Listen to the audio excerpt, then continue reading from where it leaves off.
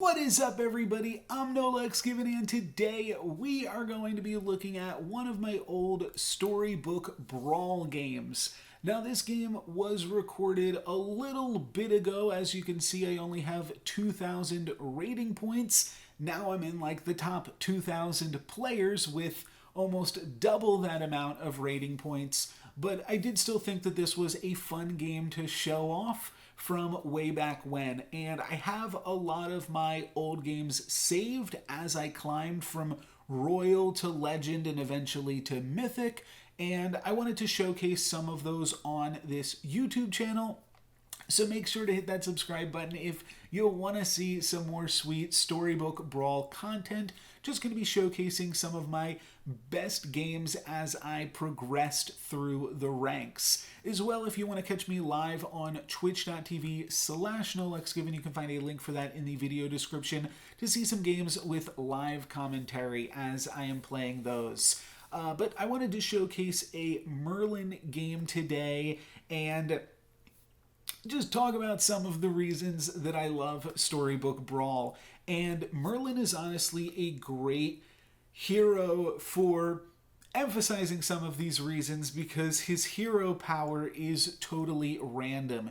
You give +2/+1 to one of your units at random every time you cast a spell. As you can see in the current game, both of my units have 1/1 from an Eeny, Meeny, Miny, Mo, and then +1/+1 from, well, that's not quite. They both have one Merlin trigger on them, but even though it's random, there are ways that you can control randomness, and despite my name being NoLucksGiven, I actually really like RNG in my games because I think it's a good skill tester, and I think that how players work with and manipulate RNG can be a matter of if they're good or bad at figuring out certain situations in games like this.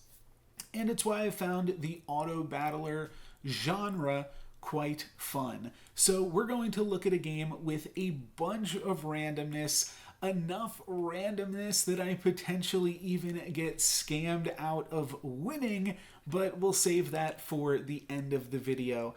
So right now I'm just going to pick up some good units, and basically the units that I'm picking up are units that are good if I randomly get the Merlin triggers onto them.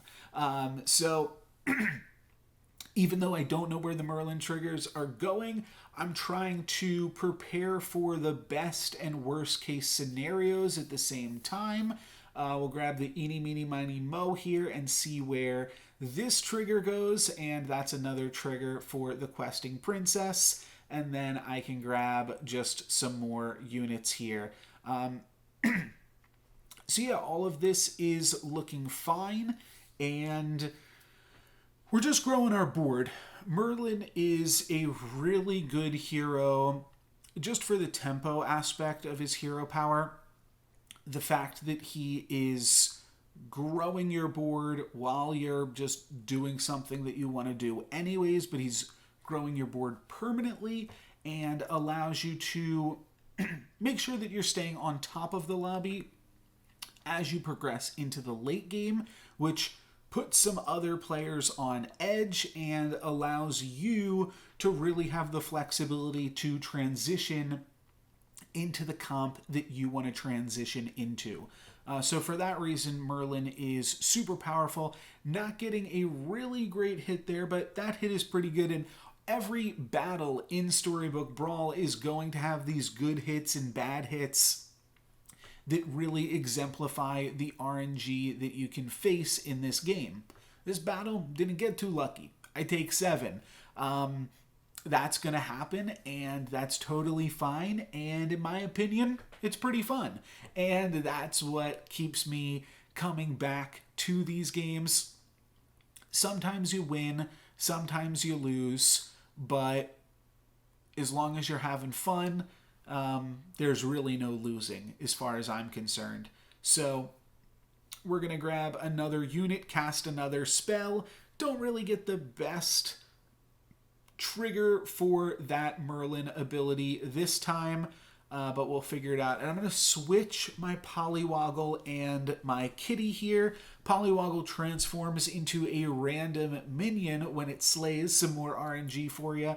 But right now I don't really want that to happen, so I'm just going to throw it in the front lane, and then I won't have to worry about it turning into a level 4 unit, and maybe it'll turn into a level 5 unit by the time I level up next. I'd much rather just get the consistent 2 gold from my Kitty, so I'm going to put my cat in the back and see if I can make that happen. So yeah, these are all just like really tiny examples of how you can manipulate very small things to try to change some of your RNG and change how the course of the battles would progress. You see, if I had my cat in the front, my cat would have died to that, and it's still going to die and do absolutely nothing, have absolutely no effect on this game, and I'm still going to lose here, and I'm still going to take 7, but I'm still having fun despite the losing there. And that's, I mean, my opponent cast a spell, they got some tempo, there's not really anything that you can do here.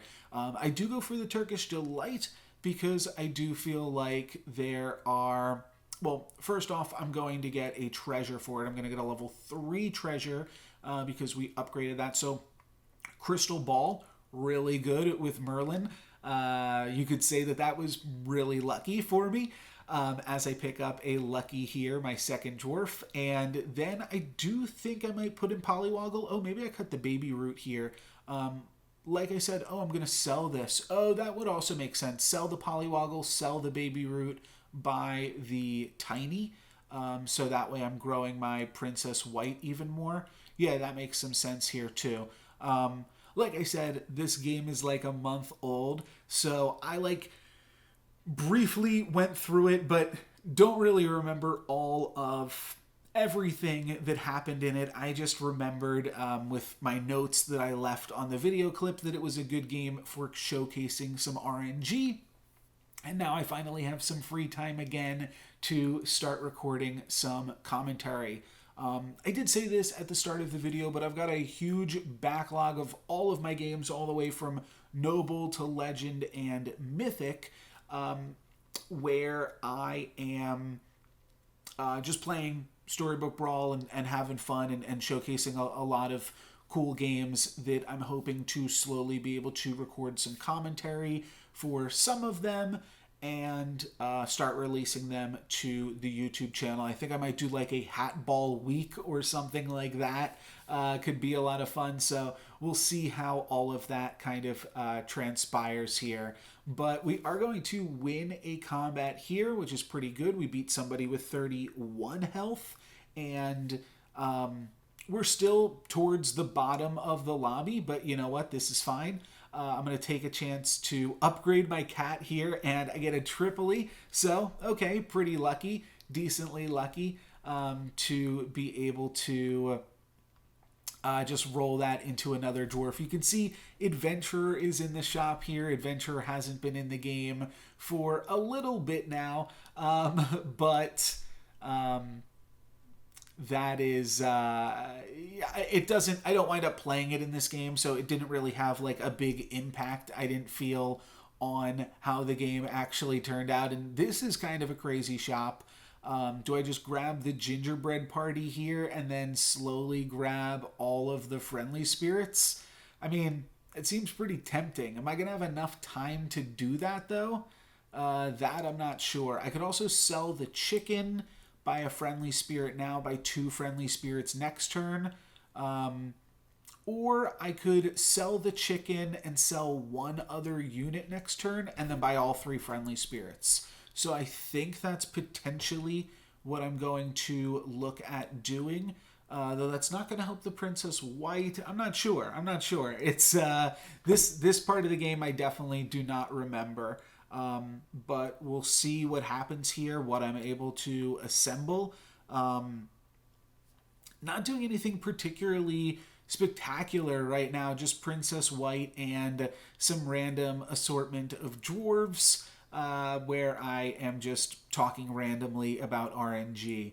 But our battles are going well enough. We fell down to 26 pretty early, but now we are stabilizing and getting to do some nice things. So now all I have to do is sell one dwarf, and I can buy all of these friendly spirits because Lucky hit one of them. So, okay, again, decently lucky, getting some more RNG here. Forking Rod, not too bad, because then I can start going off with Hat Ball. There is a 2-cost spell in the shop, so I could double that with the Forking Rod. So I think I'm thinking about locking this shop again, because the Masquerade Ball, getting to get everything 2 levels higher, then gives me a decent shot at some 6-drops going into level 5. And I already leveled up as well with a trash can, so that'll be some pretty good units pretty quickly.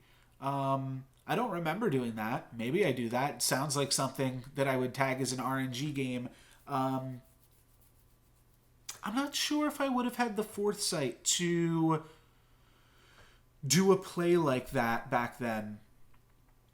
So I don't think that's what we're going to see here. Okay, yeah, I'm not going to lock the shop. If I was going to, I think that there's an argument then to sell the chicken and just buy one of the 2-drops just to clear a little bit more out of the shop despite denying myself some gold. But I don't go for it anyways. Here goes the Friendly Spirit. That's going to go on my Wizard's Familiar, which is going to avoid the snipe. Romeo is going to just barely survive there, and then Juliet will hit us for 5 damage by herself. So not a horrible combat, not a super bad combat for us either. Our spells do still cost us some gold, so they're not really free. We can't really just start ball forking here and have that be super great for us. It doesn't really get us anywhere. It does grow the Wizard's Familiar, but it doesn't give us too much. I am going to grab the Copycat, though, here, because the Copycat looks sweet with the Friendly Spirit, and then I will cast a spell on the Friendly Spirit. I'll probably cast this on the Fairy Godmother, just to say I cast something here. Okay. Oh, right, and that's giving me double Merlin triggers as well. So I've got triggers going every which way with all of these spells here, and making some cool things happen. But it seemed like I wanted to get in the Copycat. The True Love's Kiss here also looks pretty good, though. So I am going to go ahead and True Love's Kiss, and that's pretty cool to grab another Friendly Spirit. I'll be honest, though, when I cast it, I was thinking I was going to be able to upgrade twice up to a 5-drop, because I was just thinking about Hat Ball, and typically when you've got Hat Ball online, whenever you True Love's Kiss something, you cast it twice. But we have a really lucky hit there for Friendly Spirit to trigger onto the Friendly Spirit.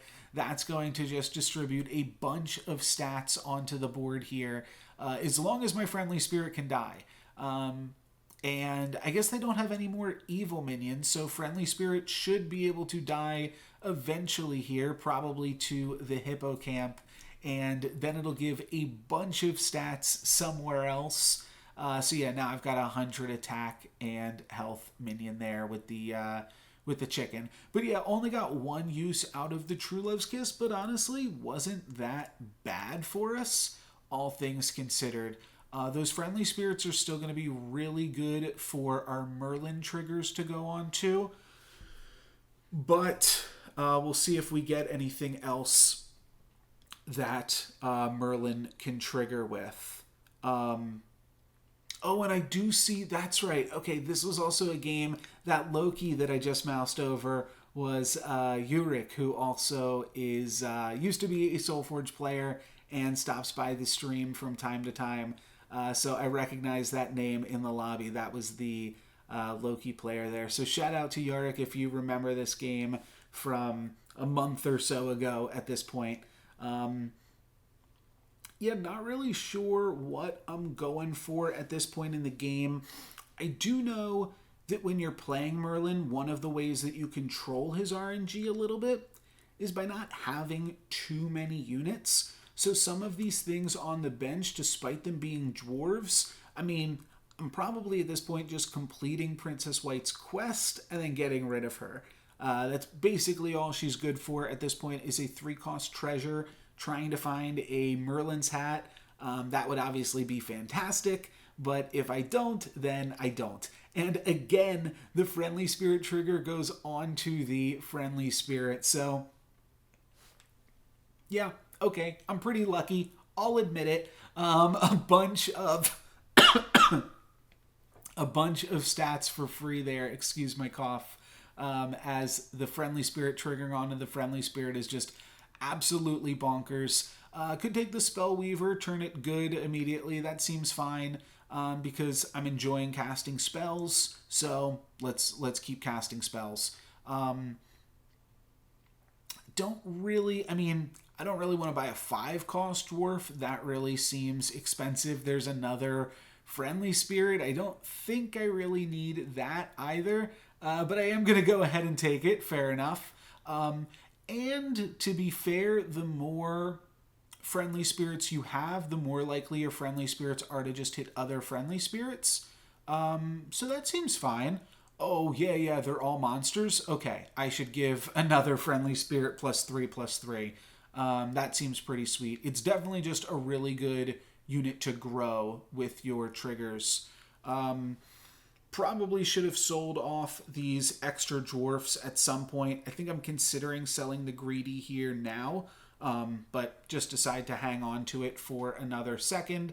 I can use the forbidden fruit and take a whole bunch more damage to gain a few more triggers here, but don't really need to do so. And I'm going to go all in on good units now. Don't really quite know why my units are ordered in this way. Okay, there we go. I fixed the ordering a little bit so that way the friendly spirits are more likely to happen first. So the first one goes onto the Spellweaver. The second one goes onto the Spellweaver as well. All right, fair enough. And then the Spellweaver gets to start doing its thing. Juliet's going to come out, and we should definitely have enough stats still to take down the Juliet, and we end up with a 100 attack and defense Spellweaver by the end of it. That seems pretty powerful for where we're at the current point in the game. And then I find a shop with Good Boy and Echo Wood. So, yeah, this shop is getting pretty crazy at this point. Probably don't need Greedy, don't need Princess White. Let's get rid of all of these things. Grab the Echo Wood, grab the Good Boy, and I am going to cast this. Yeah, okay, it goes onto there. That's fine. I think the Candy Rain is good enough at this point, and I don't think Candy Rain is called Candy Rain at this point in the game. I think the name has been patched, and the art has potentially been patched too. But this is looking pretty powerful. Everybody else is level 5 except for Yurik, who is on Loki. And we're on level 6 with a Good Boy, a board full of friendly spirits, and even an Echo Wood to boot. So feeling really, really powerful now at this point, and yeah, just doing some good things.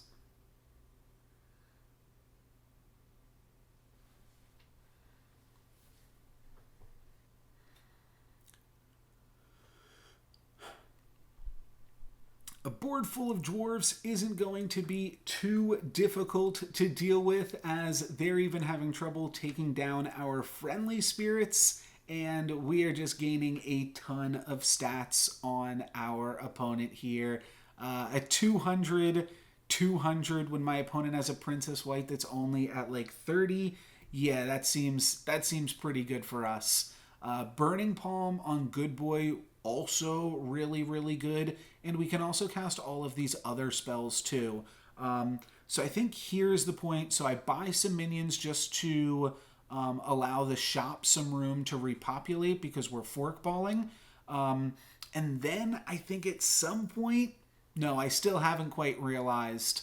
Oh, I do have a tree. I don't think I realized that I had a tree.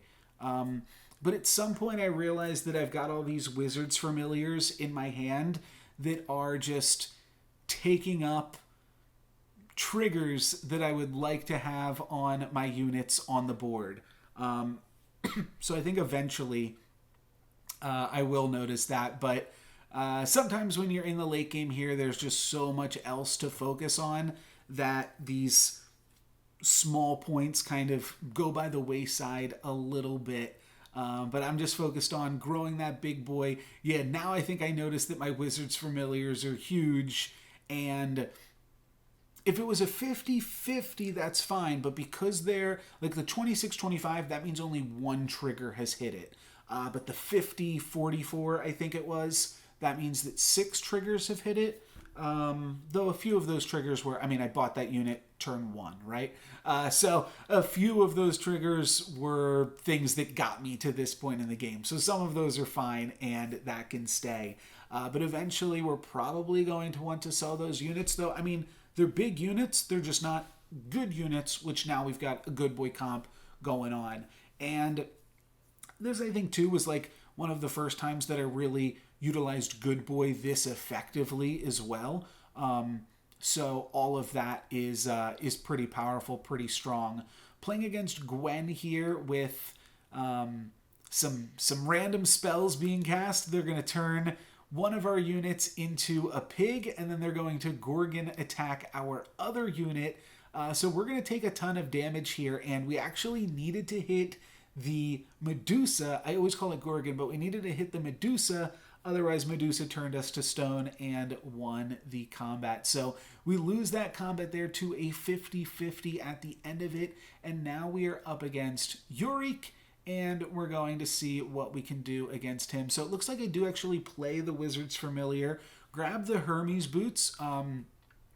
Hermes Boots is an interesting one, and looks like we're like kind of pivoting into Hat Ball a little bit. But one of the reasons Hermes Boots is good, all it does is allow you to control your RNG. It's 50-50 which player is going to attack first, but with Hermes Boots you get to say, no 50-50, I'm the captain now, I'm going to be the one attacking first, and that's how I see it. So kind of playing a little bit of a weird comp here, pivoting into a little bit more of a Hat Ball-esque thing with what we got going on here, but this is fine, and I think I do wind up just locking this shop. Oh wow, that's kind of brutal that I did not lock that shop in time, because that was a really good shop and that had a lot of really fun things going on. But yeah, I ditched some of my good units, and my good boy is honestly a little bit too big that he is not dying quick enough anymore to get the triggers onto the friendly spirit, and then a few of my other units aren't good anymore. But the Spellweaver is still pretty powerful. We're going to fall a little bit short there, but we're still going to have enough stats because that hit on the... Well, it could have hit on either unit at that point. But that's going to be enough stats to take down Yorick U. So GG Yorick. And now I'm thinking, okay, maybe I do want this Fairy Godmother in. That's going to give a lot more stats. Maybe I can just keep the Aeon on the bench, so that way it grows the Wizard's Familiar and the Spellweaver. But I'm not going to take another Friendly Spirit. Oh, I am. Okay, I'm going to pivot back into good stuff, and then I see another Aeon, and I'm going to roll past it. And just focus on grabbing good units at this point. I will grab a Drink Me potion here as well. And this one does not have any free good boys, but it does have some free spells and some gold and stuff like that. Okay, yeah, shop gets a little bit buggy as I'm casting so many things, and I don't know if having the Aeon is worth it in terms of pumping up my other things, because it's also taking Merlin triggers away from the rest of my board. So yeah, there's a lot to consider here. I just decided to take some extra damage with Forbidden Fruit, and then I'm going to sell Aeon and buy back the Friendly Spirit. I'm definitely ping-ponging a little bit between which comp I want to play. And it's tricky because I've got Merlin, I've got the ball, and then I've also got this good boy and this comp that looks very good-centric. So definitely understand some of my reservations and why I'm a little bit on the fence either which way here. That does make sense, but also just as, again, another reminder, this gameplay is decently old, as you can tell by the old sad Dracula not doing some crazy silly comp, and the fact that like Adventurer is still in the game. But I think for the most part, I'm doing things pretty okay, doing some all right things. Got an evil twin here that we can cast on Good Boy. Looks like we're gonna go for the evil twin. So now we've got an evil boy, and we've got to cut one of our units if we want to play all of this stuff. So I guess I'm just cutting Fairy Godmother at this point. That seems fine. And then I guess I could Shard of the Ice Queen something. I don't know. I've got 2 doubles. But I might as well do it to something. I'm going to take more damage? Okay, yeah, that seems crazy to do. Might as well just... Okay, spinning gold. I guess that's fine. I'll get 6 gold if I win. But if I win, the game's over. So I was just casting it as a spell. If I was just going to cast a random spell, probably should have just cast, like, the Earthquake or something like that. Or the Angel's Wings in the front there. But this is fine. This is fine. This player that we're looking at is only ranked 2,000. They're definitely going to make some mistakes. They're going to play a little bit of an awkward comp here. Half Good Boy Echo Wood, half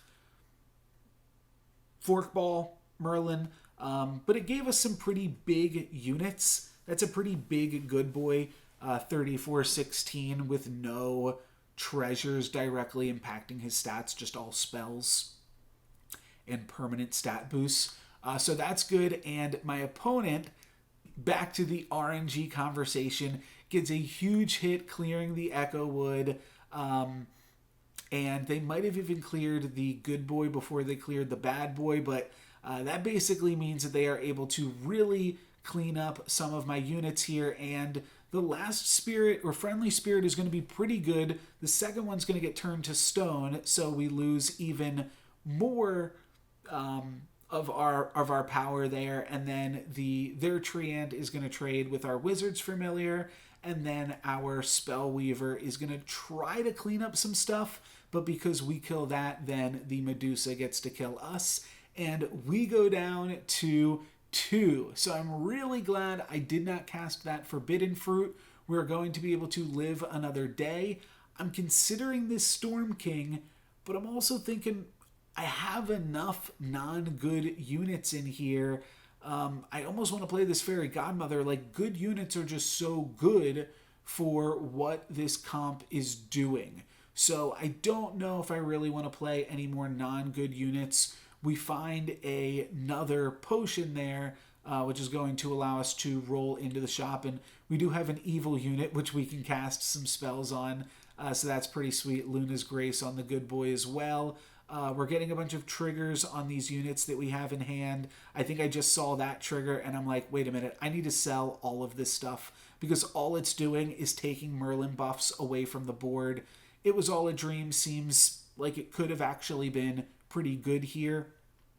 I think now I would take the It's All a Dream and just hope to get the Trophy Hunter and blow my opponent out of the water. But in this case, I'm going to settle for Fireball and a bunch more stats on the board. So let's see if my opponent has the good RNG on their side. This time, they are going to Shrink and then cast a Snowstorm, and they're going to take out one of the friendly spirits, but the Echo Wood is fine. The Bad Boy triggers, the Good Boy triggers, and everything is pretty big. Everything is all right in the world. And we've got some 400 minions over here, but my opponent is going to get in with the Medusa and take that out. But I think we've got enough stats that we are going to be able to take our opponent out as well. And we avoid the scam. We did get scammed in the first game against our finals opponent there, but did not get scammed in the second game. And there you have it. So a ton of RNG in this brawl on both sides of the table, really. But that's one of the reasons that I love Storybook Brawl, and one of the reasons that I keep playing it, because that RNG element just makes all of the games so much more fun. Even the ones you lose, I think, are outweighed by the ones that you win. That's going to be it for me today, guys. Thank you very much for watching. If you want to see more, make sure to hit that subscribe button and follow me along on this post-commentary journey as I climb up to Legend and Mythic. And you can also find a link to my Twitch channel, twitch.tv/NoLucksGiven, in the video description below to watch me live as I play as well. So thank you very much for watching. I'm NoLucksGiven. Peace.